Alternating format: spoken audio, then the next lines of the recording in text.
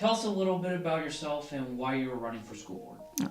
Well, my name's Christine King, and I'm asking for your support for my fourth term on the Columbia Public School Board. I was first elected in 2009, and my background prior to Columbia was graduating from Miami of Ohio, started my 20-plus year career with State Farm Insurance in Ohio, and after moving around several times within Ohio, getting married to Alan, and then we moved to Bloomington, Illinois. We relocated once again to Columbia, Missouri in 1999 and have been here ever since. So this has been home and where our children have grown up without a doubt.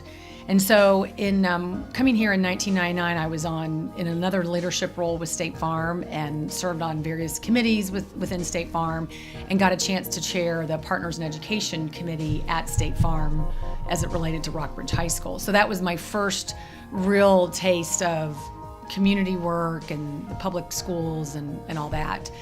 And then in 2002, I began some more volunteer work with Columbia Montessori School, and I was on the board there for about 5 years, serving as treasurer and chair my last 4 years there.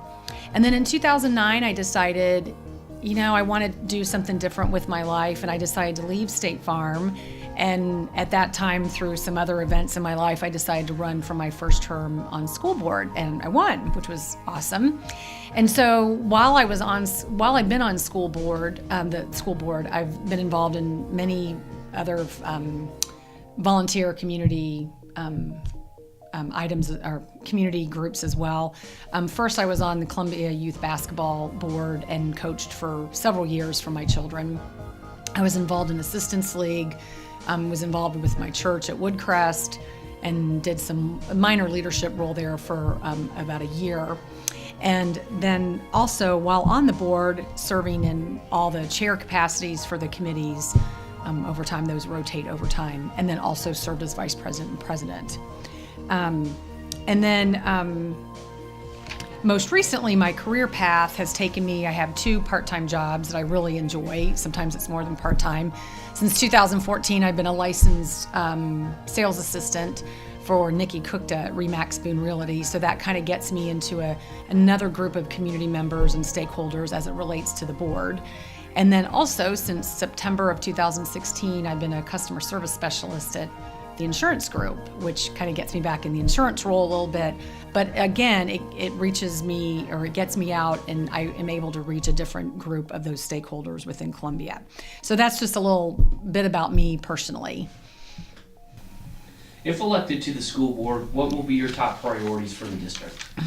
Well, there are really a lot of priorities facing a district our size. We're very unique because we don't have any comparison districts right around us. So like in St. Louis and Kansas City, where you have one right next to each other that parents can pick and choose in terms of where they want to move and all that.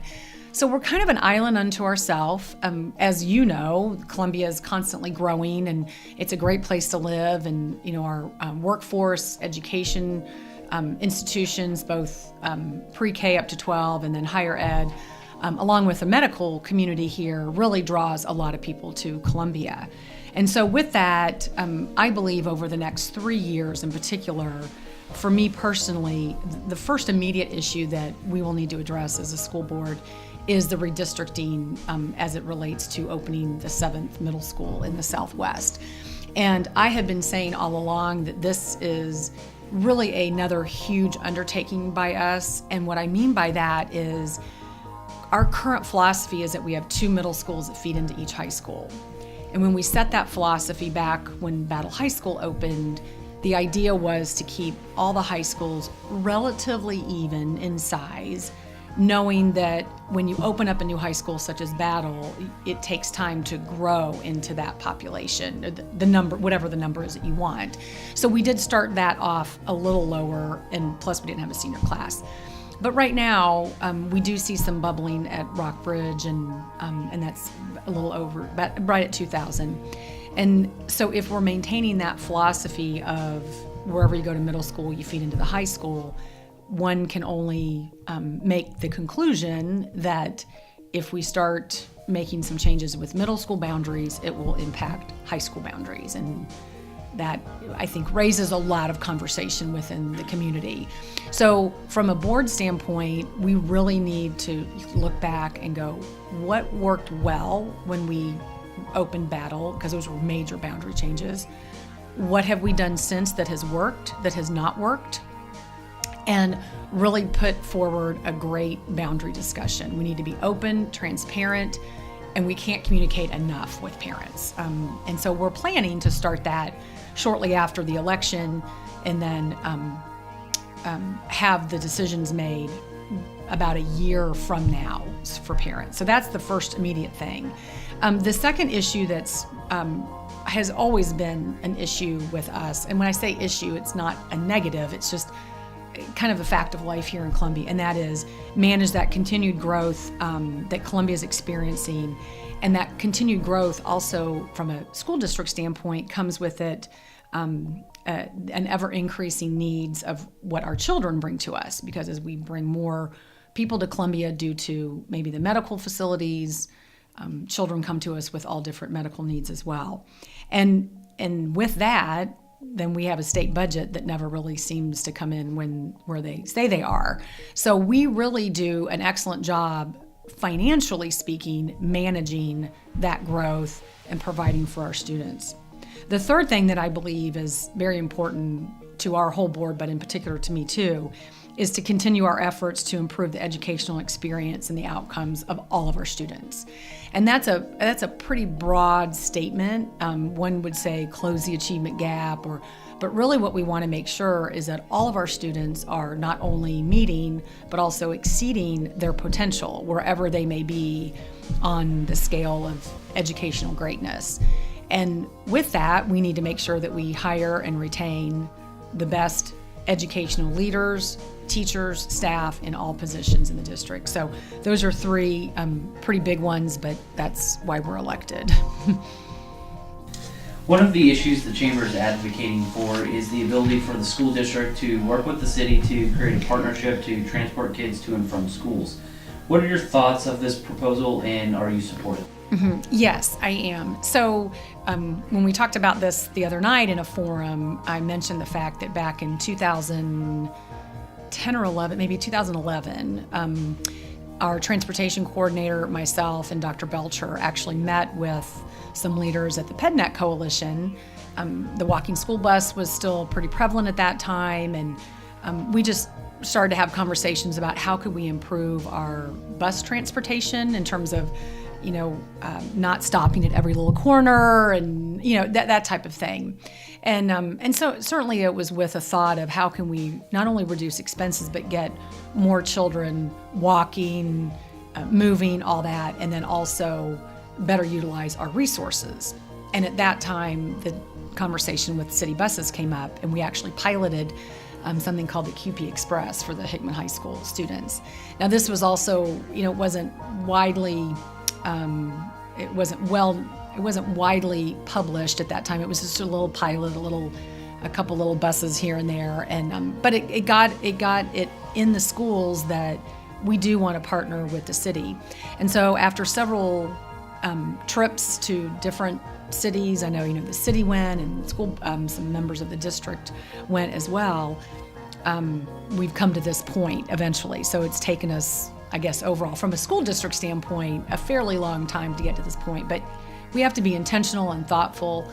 The one thing with any time you're telling parents what their options are, you really need to get their input and to find out, will you use it? Why wouldn't you use it?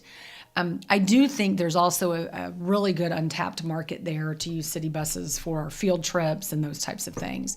And certainly for students 9 through 12, if we're going to prepare them to be good citizens after high school graduation, and whether they go to college, work, whatever, they might need to take public transportation.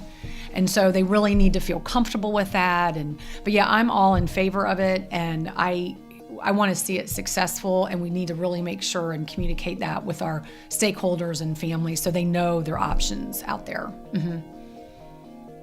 Tell us one thing the public might not know about you. Gosh, I'm really kind of boring, but I guess I'm not boring. I'm not boring. I'm very fun. I think one thing about me that, and I've really learned this a lot over the last 9 years about the significance of this in my childhood and how it impacts how I think today.